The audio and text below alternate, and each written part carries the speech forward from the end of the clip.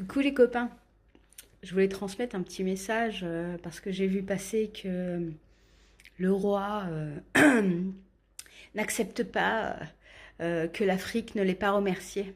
J'ai un message pour toi, le roi des chiottes que tu es. L'Afrique n'a aucun remerciement à te faire.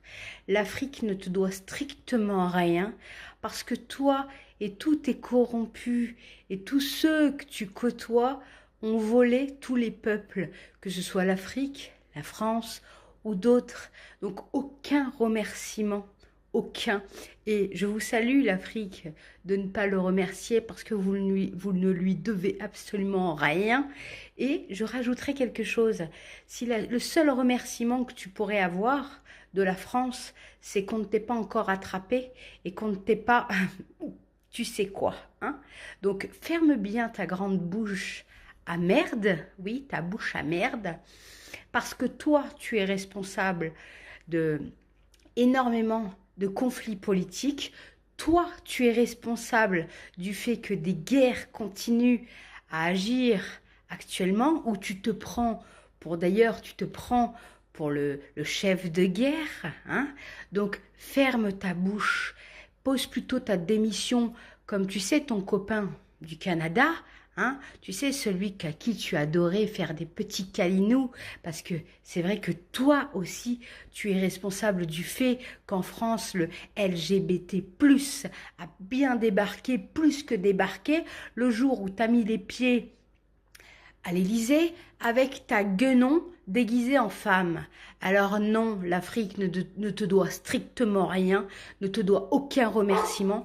Et je te rappelle qu'on t'a demandé de quitter les lieux en Afrique avant mars. Donc tu sais ce que tu as à faire, rapatrie toute notre armée, hein, et ferme ta gueule, parce qu'à part créer de la merde et vouloir imposer au monde entier ton Europe qui sert à rien, à part être corrompu et voler tous les peuples, tu n'as rien à recevoir de nous.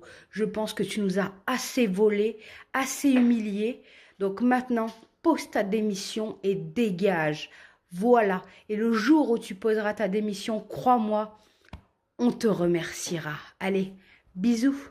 Hier, devant la conférence des ambassadeurs, vous avez vu que le président de la République française, Emmanuel Macron, a déclaré que les chefs d'État africains avaient oublié de dire merci à la France et qu'aucun d'entre eux n'aurait un pays souverain si l'armée française ne s'était pas déployée dans la région.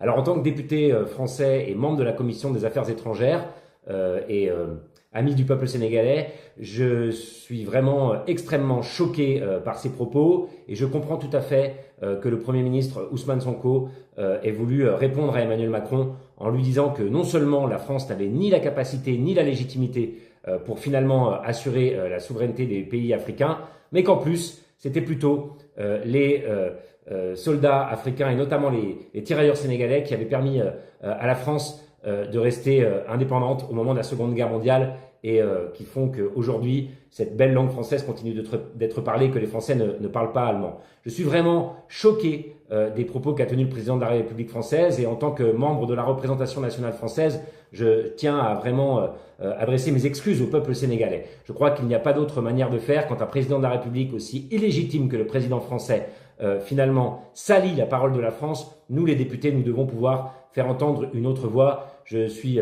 venu à Dakar il y a encore peu de temps pour notamment commémorer le massacre de Tiaroy. J'ai lancé un travail à l'Assemblée nationale et j'avais eu l'occasion d'en parler sur votre chaîne pour que toute la lumière soit faite sur ce terrible massacre. Je souhaite vraiment que nous puissions réinventer des relations entre nations françaises et sénégalaises.